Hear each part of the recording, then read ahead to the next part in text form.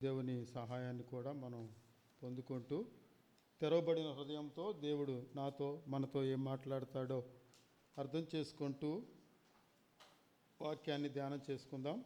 అపోస్తలుల కార్యముల గ్రంథము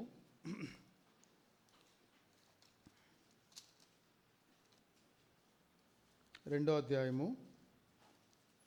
అపోస్తలుల కార్యముల గ్రంథం 2వ అధ్యాయము 42వ వచనాన్ని చదువుకుందాం.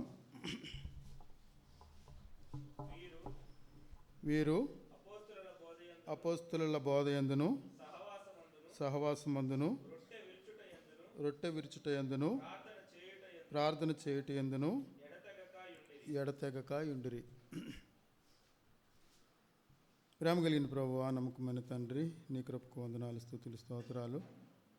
వాక్యం వివరించేంత జ్ఞానం లేనివాడు కానీ నీ శక్తి చేత చాలిన దేవుడు నీ సహాయం చేత నిలబడి ఉన్న నన్ను, కూర్చొని ఉన్న సహోదర సహోదరులను మీకు అప్పగించుకుంటూ ఈ ధ్యాన సమయం మాకు ఆశీర్వాదకరంగాను మేలుకరంగాను దయచేయండి అని మమ్మల్ని మీకు అప్పగించుకుంటూ నీ వాక్యాన్ని అప్పగించుకుంటూ నాకున్న ప్రతి పరిస్థితిలో సరిపోయిన దేవుడు అయినందుకు, శక్తినిచ్చే దేవుడు అయినందుకు వందనాలు చెల్లించుకుంటూ మా ప్రియుడు మా రక్షకుడునైన యేసుక్రీస్తు వారి నామం ద్వారా ఈ ప్రార్థన చేస్తున్నాం తండ్రి, ఆమేన్.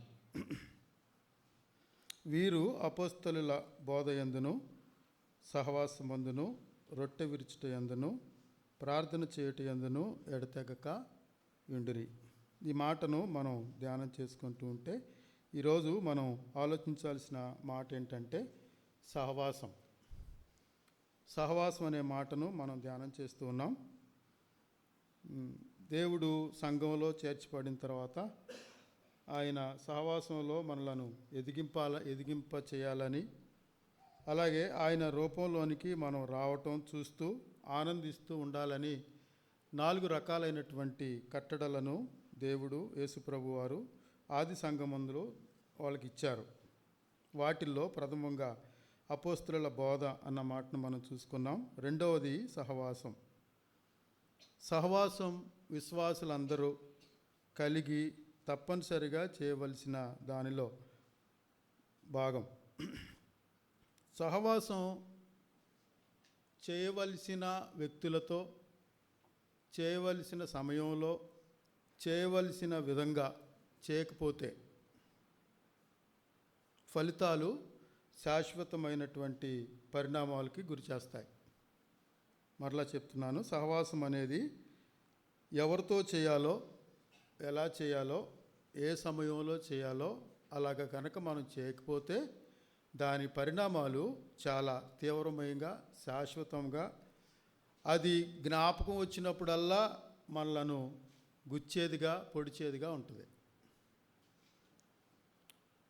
ఆది కాండంలో ఒక మాటను మనం చూస్తాం. 38వ అధ్యాయంలో ఒక మాటను మనం చదువుదాం, చూడండి. ఆది కాండ గ్రంథం 38వ అధ్యాయంలో ఒక మంచి విక్టోరియస్ పర్సన్ లైఫ్లో అదే వారి జీవిత వివరణలో మధ్యలో ఒక క్రొత్తదైన మరొక రకమైన దానికి దీనికి సంబంధం 37వ అధ్యాయానికి 39వ అధ్యాయానికి సంబంధం లేని ఒక అధ్యాయాన్ని మనం ఇక్కడ చదువుతాం. దానిలో మొట్టమొదటి వచనమే అలాగుంటుంది. ఆ కాలమందు యూదా తన సహోదరులను విడిచి. సహోదరులను విడవటం వలన ఎన్ని అనర్థాలు ఈ అధ్యాయంలో మనం చదువుతామో. కూడని వారితో కూడటం, కనగోడని వారిని కనటం, వాళ్ళు దేవుని దృష్టికి మరలా చెడ్డవారై ఉండటం, వాళ్ళకి వివాహం అవటం, వాళ్ళు చనిపోవటం. బైబిల్లో ఎప్పుడో జరిగింది కానీ, 1000 సంవత్సరాల క్రితం జరిగింది కానీ, నేటి దినాలలో ఈ అధ్యాయాన్ని ప్రత్యక్షంగా ఎత్తి ఒక విమర్శకు దారితీసిన అధ్యాయం ఈ అధ్యాయం. సంబంధాలు, అక్రమ సంబంధాలు మీ బైబిల్లోనే ఉన్నాయి అని ఈ అధ్యాయాన్ని కూడా వాళ్ళు మాట్లాడటం మనం అప్పుడప్పుడు వింటూ ఉంటాం. సహోదరులతో ఉండవలసిన రీతిగా ఉన్నట్లయితే ఈ అధ్యాయానికి అవకాశం ఉండేది కాదు. దీనా కూడా అంతే. ఉండవలసిన వ్యక్తులతో ఉండకుండా వేరే రకమైనటువంటి వ్యక్తుల కోసం, స్థలం కోసం వెళ్ళటం ప్రమాదానికి గురైన పరిస్థితిని మనం చూస్తున్నాం. కొత్త నిబంధనలో ఒక్క వారమే లేడు తోమ, ఒక్క వారమే లేడు.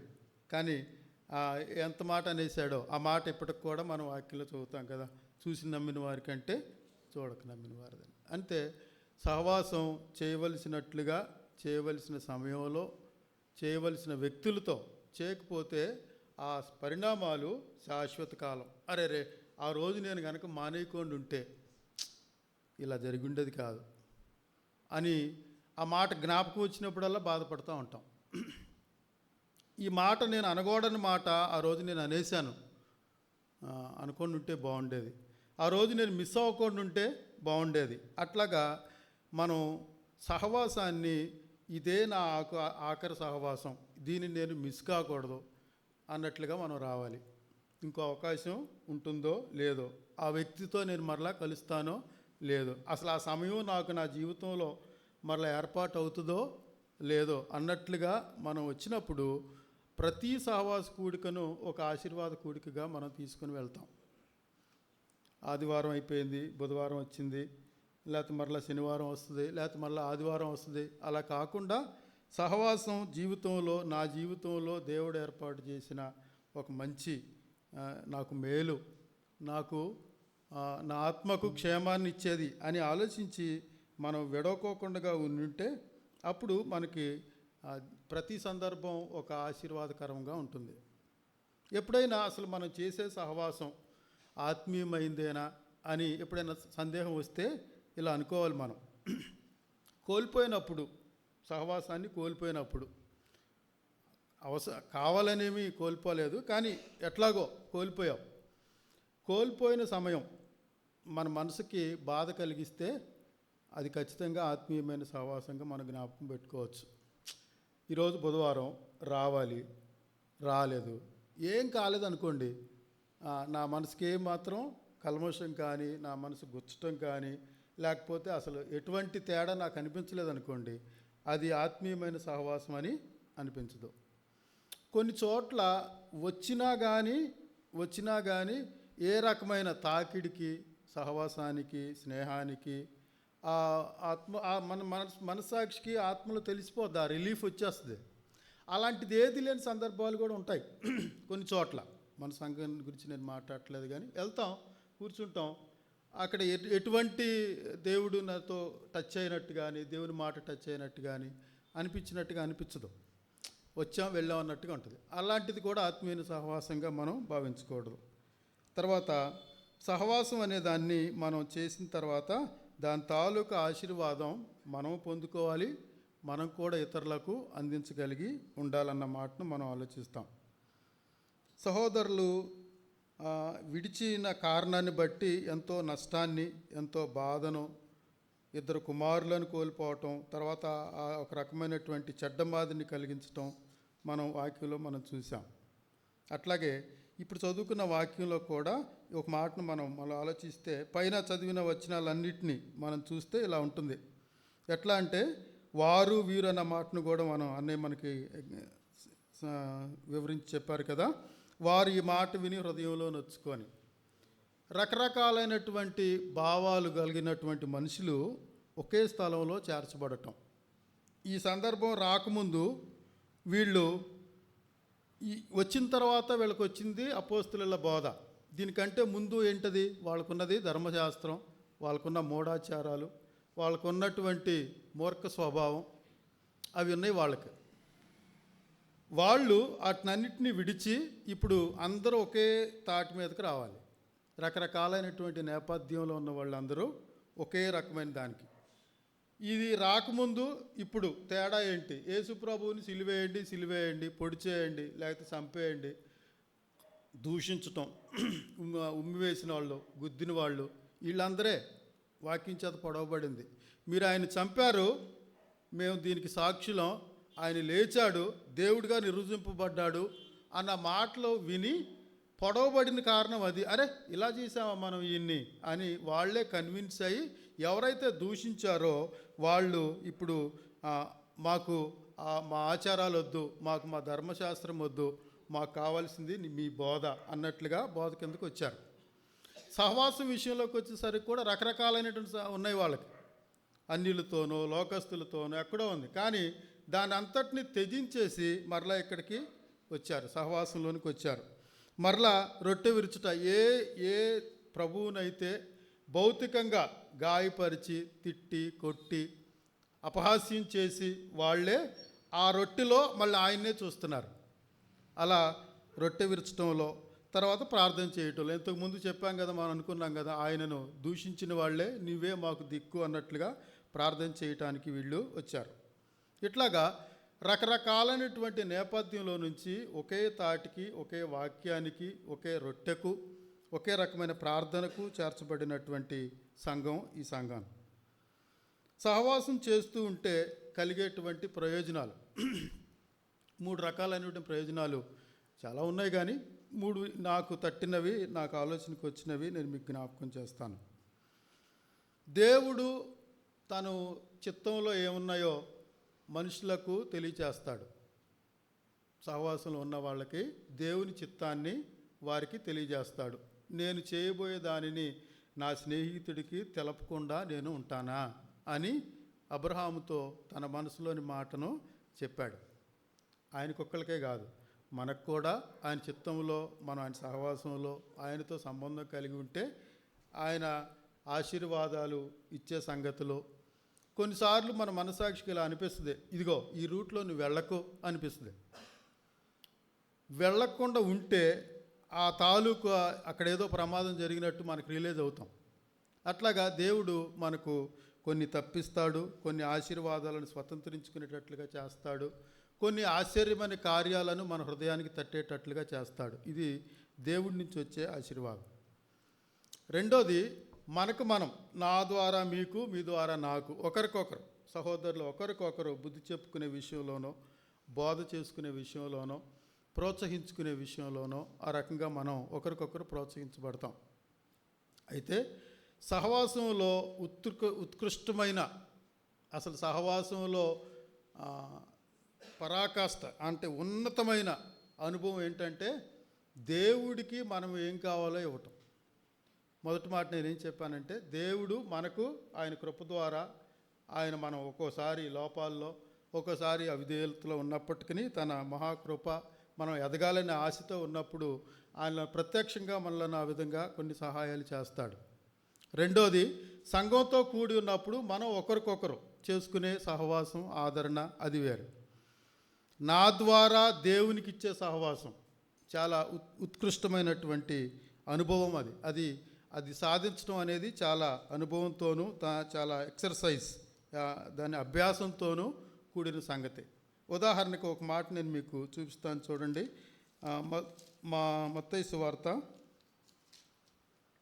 మత్తయి సువార్తలో ఒక మాటను నేను మీకు చూపిస్తాను.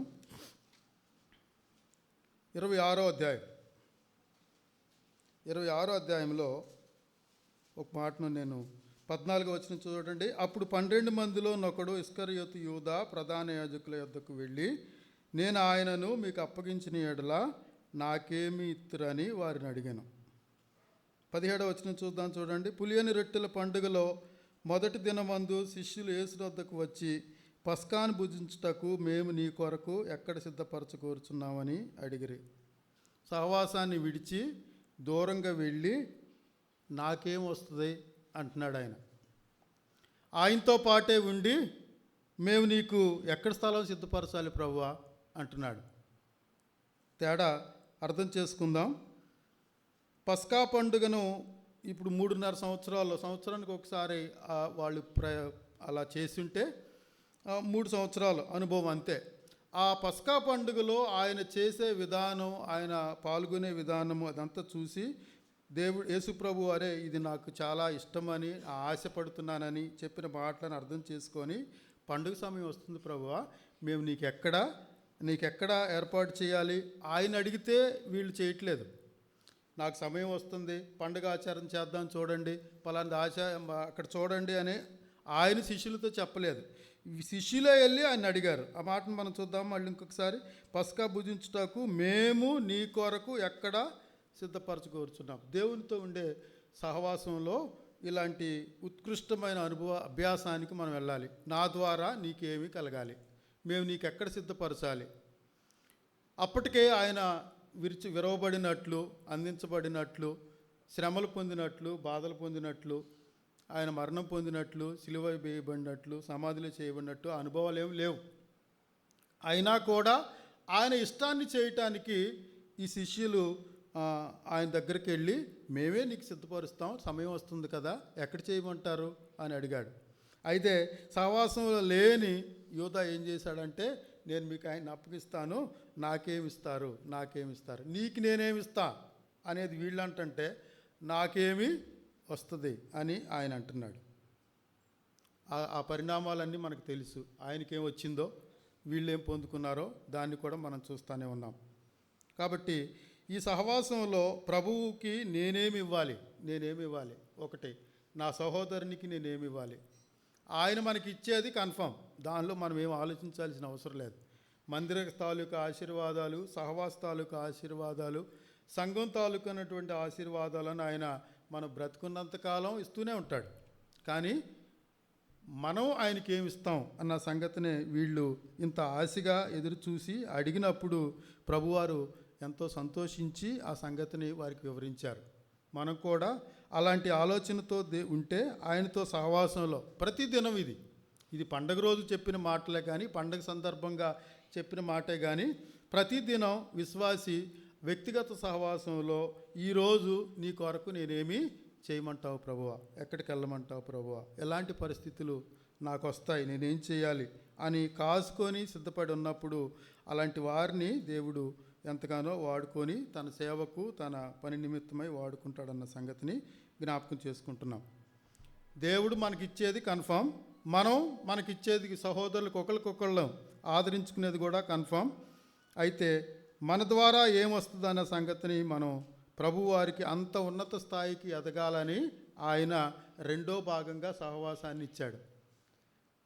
అంతటి అన్యోన్య సహవాసం వీరికి ఎలా కలిగిందంటే, ప్రభువారికి ఏది ఇష్టమో, ఏది అయిష్టమో, దేన్ని బాగా ఆయన సంతోషిస్తారో ఆ సంగతులను పరిగణించి, సంతోషించి, అంగీకరించి వాళ్ళు ఆ రకంగా దానిని అర్థం చేసుకోగలిగారు.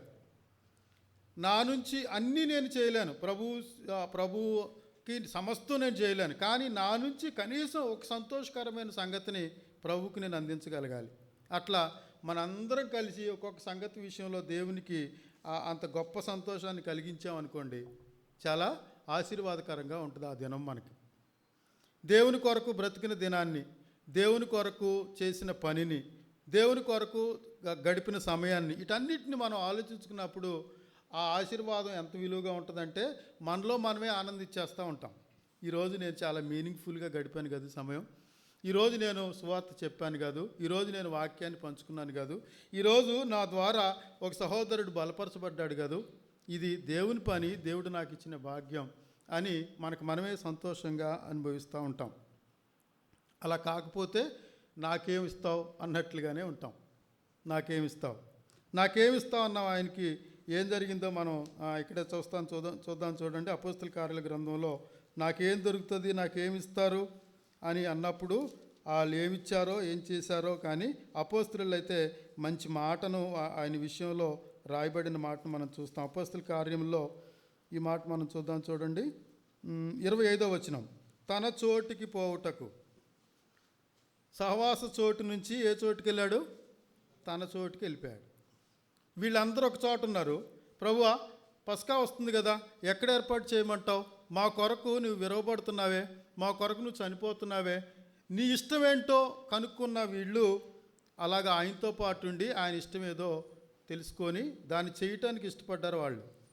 ఈయనేమో అక్కడి నుంచి వెళ్ళిపోయి ఏం చేశాడు? నాకేం కావాలంటే తన చోటుకి వెళ్ళిపోయాడు.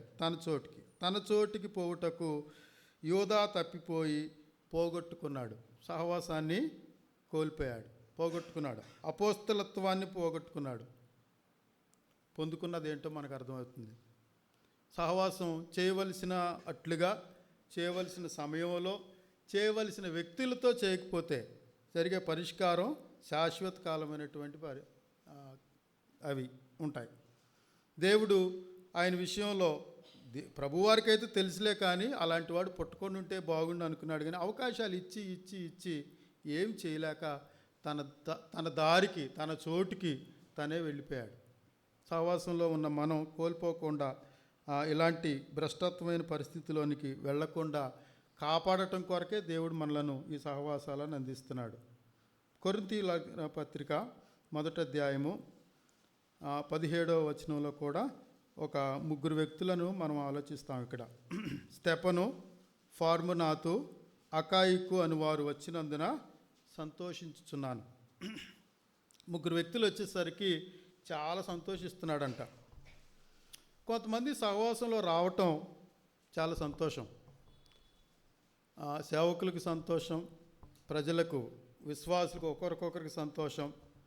కొంతమంది రావటం కూడా తలకాయ నొప్పి లాంటి ఉంటుంది. వీళ్ళు 3 రావటం వలన ఎంతో సంతోషించాడంట. అసలు వీరి గురించి ఇంకో మాట ఏం చెప్పాడంటే, నా ఆత్మకు మీ ఆత్మకు సుఖం కలుగు చేశారు.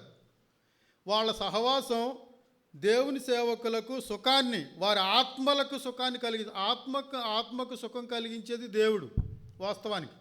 కానీ దైవాత్మ కలిగినటువంటి ఈ మనుషులు రావటం వలన దేవుని సేవకుడు కూడా ఆత్మలో కూడా సుఖపడ్డాడంట, ఎంతో నెమ్మదిని అనుభవించాడు. ఎందుకని ఇంతంత పెద్ద మాటలు వీరి విషయంలో మాట్లాడాడంటే, 3 రకాలైనటువంటి నేపథ్యాలు కలిగిన వారు.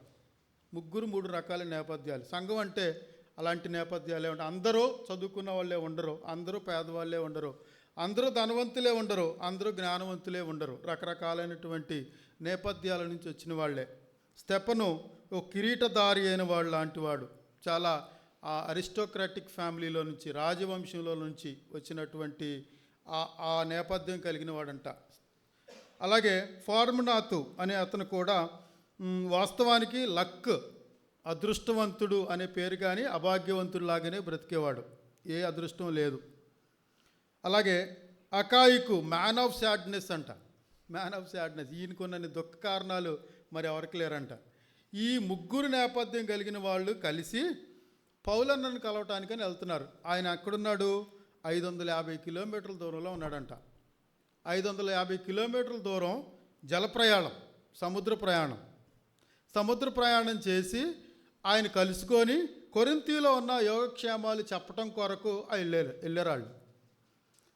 వాస్తవానికి ఆయన అనుకున్నది కొరింథీలో ప్రముఖులైన వారు వస్తారేమో అని అనుకుంటే ఈ 3 ఈ నేపథ్యం కలిగిన వాళ్ళు వెళ్ళారు. బానిసత్వం అని కూడా ఒకటి ఉంది, బానిస లాంటి వాడంట. జీవితంలో ఏనాడు సుఖ సంతోషం లేనివాడు అకాయిక్ అనేవాడు. కానీ వీళ్ళు 3 కలిసి అనుకున్నారంట, పౌలన్న అక్కడ ఉన్నాడు, వెళ్ళటానికి చాలా కష్టమైన ప్రయాణం, సముద్ర ప్రయాణం అయినా కానీ ఇక్కడేదో మనం ఏం అనుభవించటం లేదు కదా, వెళ్ళి ఒకసారి మనం ఆ పౌలన్నను కలుసుకొని ఈ కొరింథీలో ఉన్న విషయాలన్నింటినీ చెప్పేసి వద్దాం అని 3 ఒకళ్ళకొకళ్ళు ప్రోత్సహించుకొని వెళ్ళి అక్కడికి వెళితే వీళ్ళ 3ని చూసి అనుకోలేదు వీళ్ళు వస్తారని. అనుకోకుండా చూసేసరికి చాలా సంతోషించాడు. అప్పుడంట ఆయన ఒక ఉత్తరం రాసి రెడీగా పెట్టుకున్నాడంట. అక్కడి నుంచి ఇక్కడికి వచ్చే అవకాశం లేక ఎవరితో పంపించాలా అని ఎదురు చూస్తూ ఉంటే అనుకోకుండా వీళ్ళు వెళ్ళారంట ఆయన దగ్గరికి. నేను ఎప్పటి నుంచో ఈ ఉత్తరం పంపిద్దాం అనుకున్నాను, ప్రయాణ సాధనాలు అంతగా లేవు, మంచు పట్టేసినాయి, కొండలు ప్రమాదాలుగా ఉన్నాయి, సిక్నెస్ కొంతమంది ప్రయాణం అవుతున్నారు, ఉంటారో పోతారో అన్నట్లుగా ఉన్నారు, ఎవరో ఆ సమయంలో ప్రయాణం చేయడానికి ఇష్టపడకపోతుంటే ఎలా వెళ్తుందా ఈ ఉత్తరం, ఎలా వారిని ఆదరించాలా, ఎలా వారిని క్రమపరచాలా, ఒకవేళ ఈ ఉత్తరం వెళ్ళకపోతే క్రమపరచబడవలసిన సమయంలో వాళ్ళు క్రమపరచకుండా చనిపోతే, అపరాధంలోనే ఉంటే దాని బాధ్యత ఎలా, ఇలా వారి క్షేమ విషయమై ఆత్మ విషయమై ఎంతో కలత చెందే సమయంలో అనుకోకుండా వీళ్ళు వెళ్ళేసరికి ఎంత సంతోషించాడనంట. వాస్తవానికి అలా సంతోషించడం కూడా వాస్తవమైంది. ఎందుకంటే ఆ ఆయన ఖండించినవన్నీ వీళ్ళందరూ కలిసి ఈ ఉత్తరాన్ని చదివి ఈ అపరాధంలో, వ్యభిచారంలో, పాపంలో, దొంగతనాలలో ఇలా ఉన్న వాళ్ళందరూ కలిసి పశ్చాత్తాపడి తమ ఏమంటారు దాన్ని ఆత్మలో పరిశీలన చేసుకొని అటన్నిటిని వదిలేశారంట.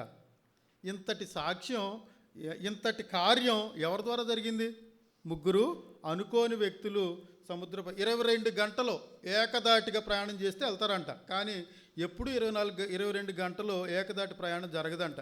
ఒక గంట వెళితే మళ్ళీ గాలికి గంట వెనక్కి వస్తారు. తెరచాప నావల సమయంలో మోటార్ ఇవి కూడా కాదు.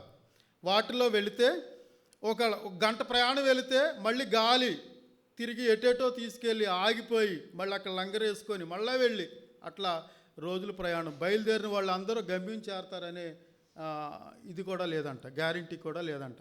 ఇలాంటి ప్రమాదకరమైన ప్రయాణాన్ని ముగ్గురు ఒకరికొకరు ప్రోత్సహించుకొని వెళ్ళి ఆ ఉత్తరాన్ని తేవటం ద్వారా కొరింథీలో చాలామంది తమ మార్గాలను సరిచేసుకొని మరలా తిరిగి వచ్చి పశ్చాత్తాపడి వాళ్ళెంతో స్థిరపడ్డారంట.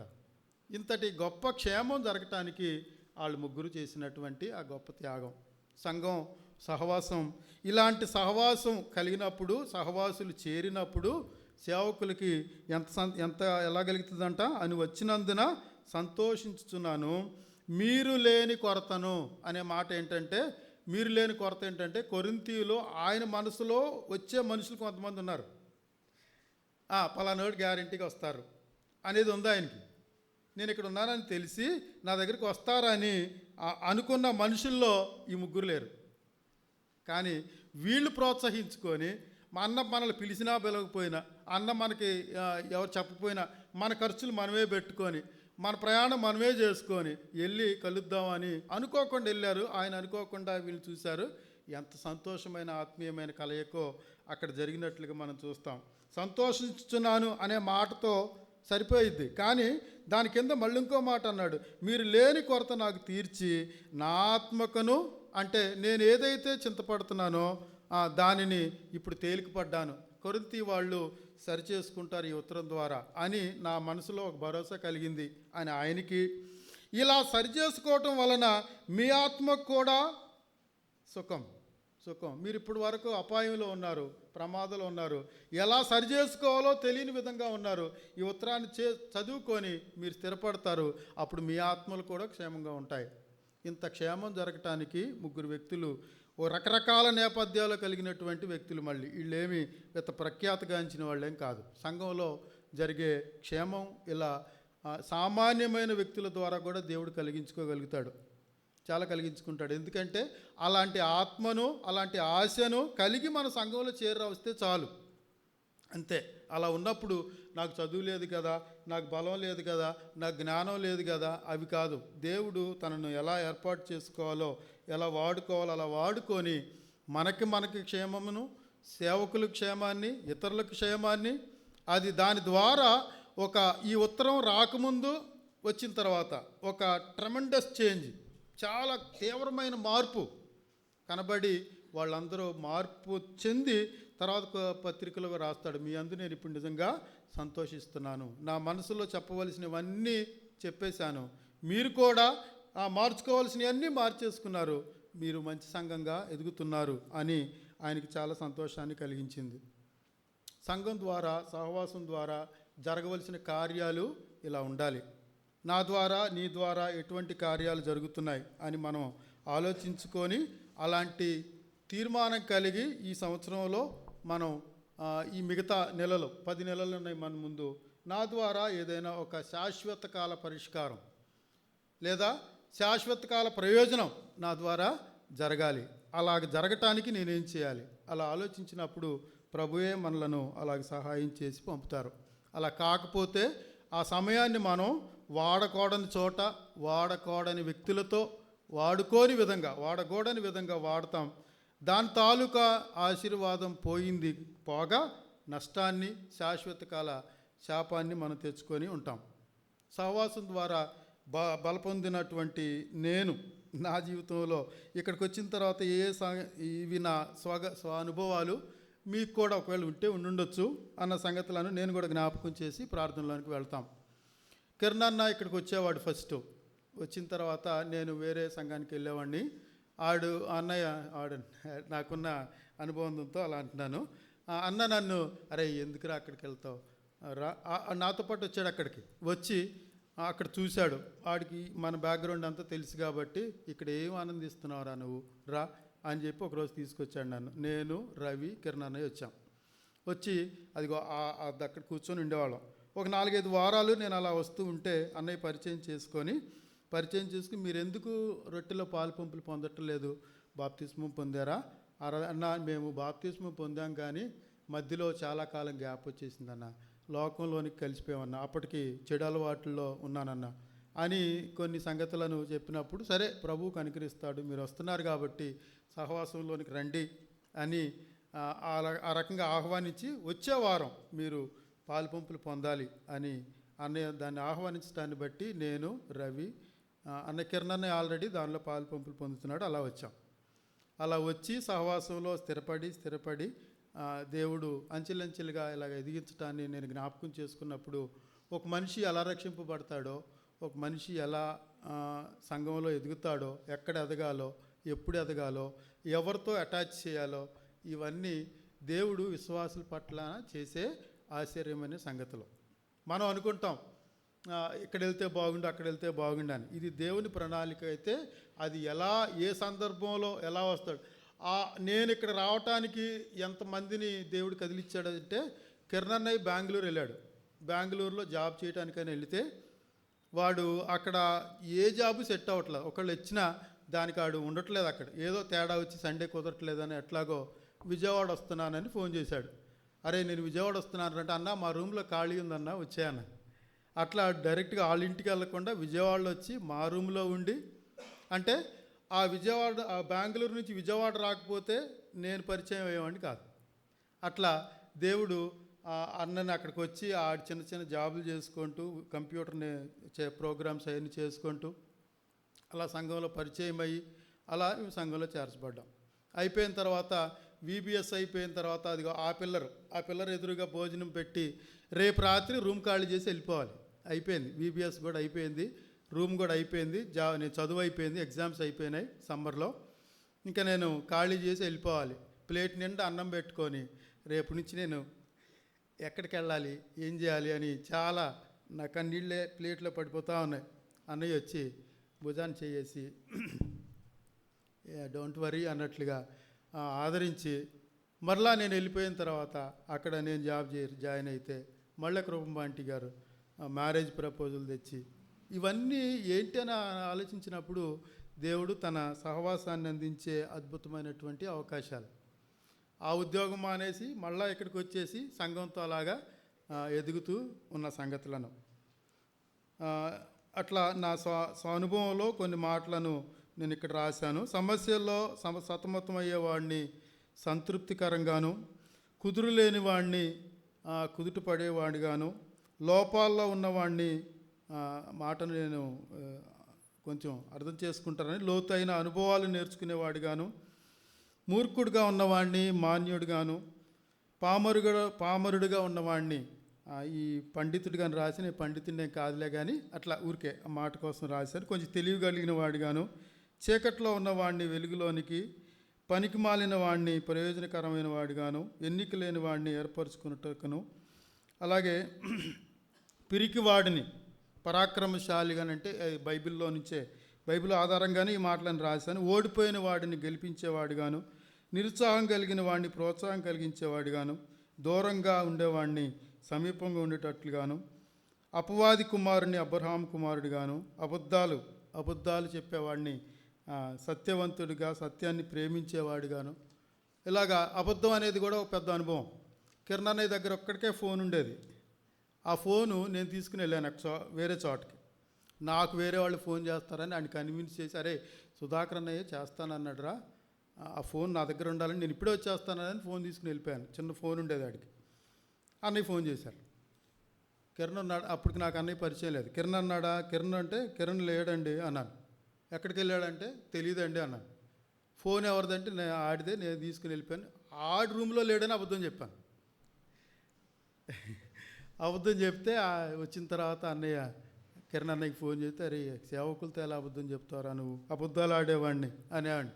అబద్ధం అంటే అసలు అబద్ధం అని నా మనసులోనికి వచ్చిన, ఇంట్లో పిల్లలు అబద్ధం ఆడినా అయ్యే సందర్భాలు అసహ్యాన్ని పుట్టించేటట్లు. అబద్ధం అంటేనే కోపం, చిరాకు, అసహ్యం కలిగించేటట్లు. అరే మీరు ఏదైనా చేయండి కానీ అబద్ధాలు చెప్పకండి రా అని అంత ఒక రకమైనటువంటి అసహ్యాన్ని అబద్ధం పట్ల కలిగించడం అబద్ధాలు. తర్వాత ఇలాగా ఏదో ఒక మార్పును మన జీవితంలో సహవాసం ద్వారా కలిగి అనుభవపూర్వకంగా ఉండాలి. ఇక్కడ ఆఖరికి ఒక మాట రాశాను, ఏదో మార్పు మనలో కలగకపోతే, ఏ మాదిరి మనం ఇతరులకు ఇవ్వకపోతే మనం చేసేది సహవాసం కాదు, అది సర్కస్ అయితే అవుతుంది, సినిమా అన్న అవుతుంది.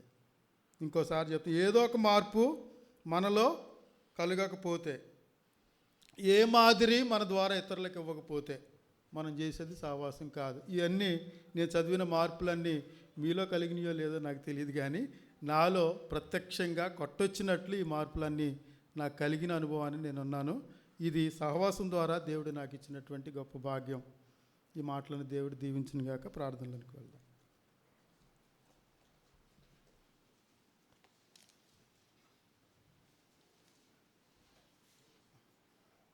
ప్రార్థన చేసుకుందాం.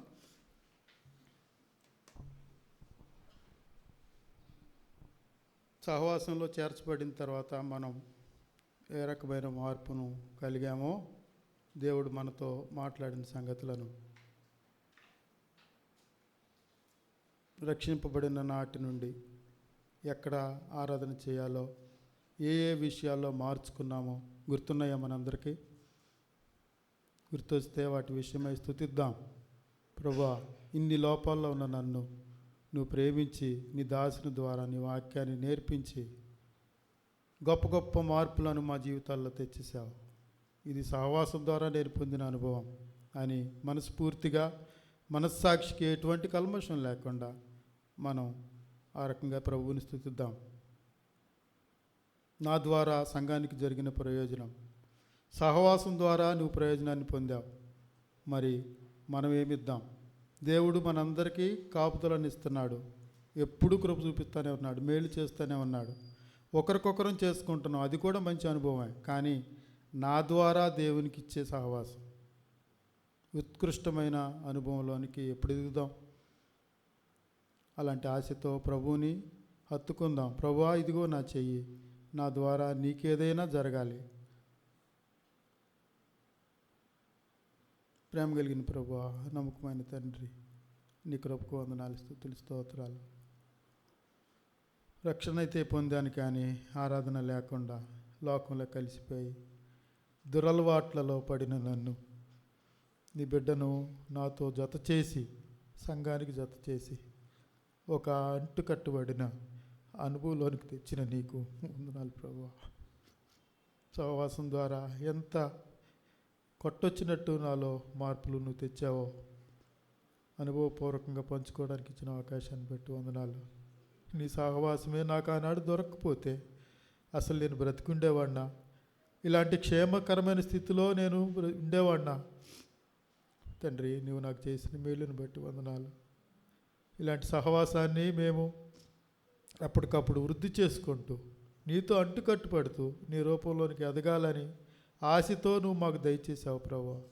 నిన్ను కొట్టిన వారిని నీ సహవాసంలో చేర్చుకున్నావు, నీ ఉమ్మి వేసిన వారిని నీ సహవాసంలో చేర్చుకున్నావు.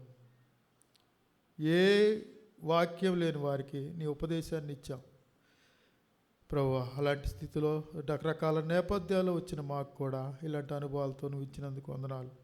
మా ముందు చిన్న రోజులలో ఇంకా నువ్వు క్షేమకరమైన స్థితిలోనికి మేము వెళ్ళినట్లు, మా ద్వారా నీవేమేం కార్యాలు చేయాలని ఉద్దేశించావో మా ద్వారా ఏ లోపం జరగకుండా నీవు స్వేచ్ఛగా ఆ కార్యాలు జరగబడినట్లు మమ్మల్ని మీకు అప్పగించుకుంటున్నాం. మాకు ఇచ్చే ప్రతి మేలుని బట్టి వందనాలు, ఆశీర్వాదాన్ని బట్టి వందనాలు. ఒంటరైన నన్ను నువ్వు ప్రేమించి నాకు జత చేసి బిడ్డలను ఇచ్చావు, ఇక్కడ ఉండే అవకాశాన్ని ఇచ్చావు, నివాసాన్ని ఇస్తున్నావు. ఎంత గొప్ప మేలు చేస్తున్నావు ప్రభువా. ఇదంతా నీ ప్రణాళిక. మన స్తుతిస్తూ నా ద్వారా కూడా ఈ సంఘానికి ఏం కలగాలో, సార్వత్రిక సంఘానికి ఏం కలగాలో అవి జరిగించబడినట్లు సహాయం చేయండి. ఇప్పటికే ఎంతో వయసును నేను కోల్పోయాను, ఎంతో బలాన్ని కోల్పోయాను, ఎంతో సమయాన్ని కోల్పోయాను. నా ముందున్న సమయాన్ని కూడా ఇలా కోల్పోకుండా ఒక మంచి దీవెనకరమైన స్థాయిలోనికి, మేలుకరమైన స్థితిలోనికి నన్ను, నా కుటుంబాన్ని, సంఘం ద్వారా నాకు, నా ద్వారా సంఘానికి ఒక అనుభవాన్ని కలుగు చేసినందుకు స్తోత్రాలు చెల్లించుకుంటూ మా ప్రియుడు, మా రక్షకుడు నేను యేసుక్రీస్తు వారి నామం ద్వారా ఈ ప్రార్థన చేస్తున్నాం తండ్రి, ఆమేన్.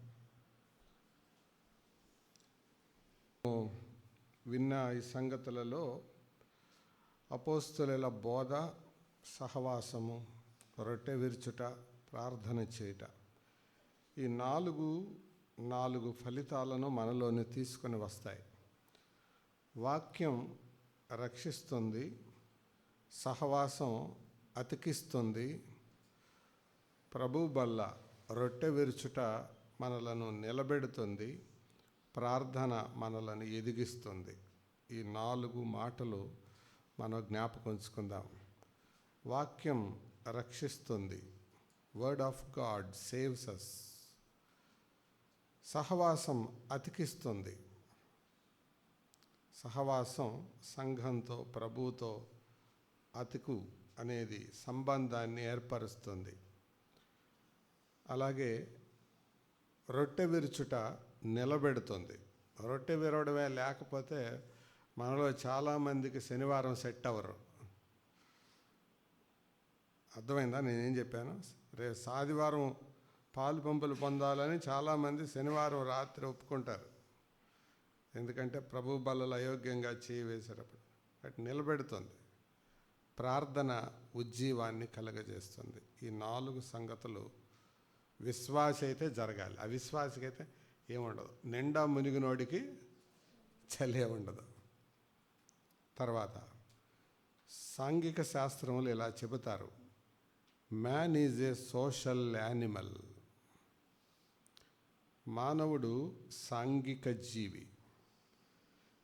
ఆత్మీయ కోణములో believer is a fellowship being. మనిషి సామాజిక జీవి అయితే విశ్వాసి సహవాస జీవి. సమాజంలో లేని మనిషి అడవిలో ఉన్నట్టు లెక్క. సహవాసము లేని విశ్వాసి ఆటవిక విశ్వాసి వ్యక్తి అన్నట్టు లెక్క. కాబట్టి సహవాసం యొక్క ప్రాముఖ్యత మనం గుర్తించుదాం. చాలా సంగతులు సహవాసాన్ని గురించి మనం నేర్చుకోవచ్చు. ఆచరణాత్మకమైన, అనుభవపూర్వకమైన సంగతులు ఈ రాత్రి మనం విన్నాం. కాబట్టి సహవాసాన్ని కాపాడుకుందాం. విశ్వాసి ప్రధానంగా 2 కాపాడుకోవాలి. ఒంటరిగా ప్రభువు దగ్గర నేర్చుకునే శిష్యునిగా ఉండాలి. విశ్వాసులతో కలిసి వెంబడించే గొర్రెలాగా ఉండాలి. We are disciple as an individual. శిష్యునిగా వ్యక్తిగతంగా ఆయన దగ్గర కూర్చోవాలి, నేర్చుకోవాలి. గొర్రెల్లాగా ఆయన్ని వెంబడించాలి. అందుకే ఆయన గొర్రెలకు కాపరి, గొర్రెలకు మంచి కాపరి. బైబిల్లో ఏముంది? గొర్రెలకనుందా, బర్రెలకనుందా? గొర్రెలకు. కాబట్టి గొర్రె స్వభావం సహవాసం అది ఇస్తుంది. అంటే సహవాసంలో ఎవరు చిన్న చూపు చూడొద్దు.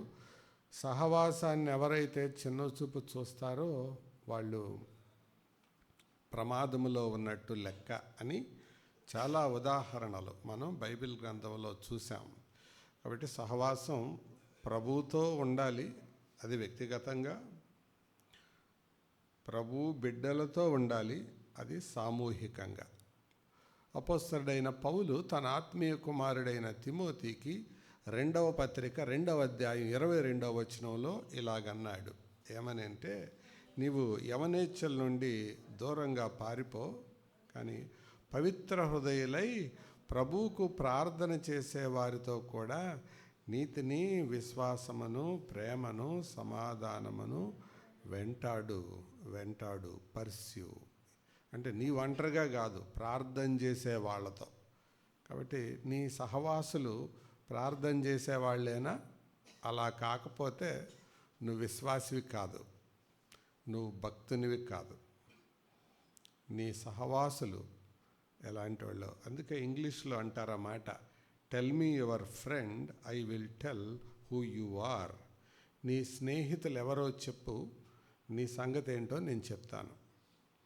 ప్రభువుకు ప్రార్థన చేసేవాళ్ళు నీ సహవాసులేనా? ఆ ప్రార్థన చేసేవాళ్ళు కూడా ఎలాంటి వాళ్ళై ఉండాలి? పవిత్ర హృదయులు. ఆ పాట ఉంది అక్కడ, చూడండి. ఆ మాట 2:22లో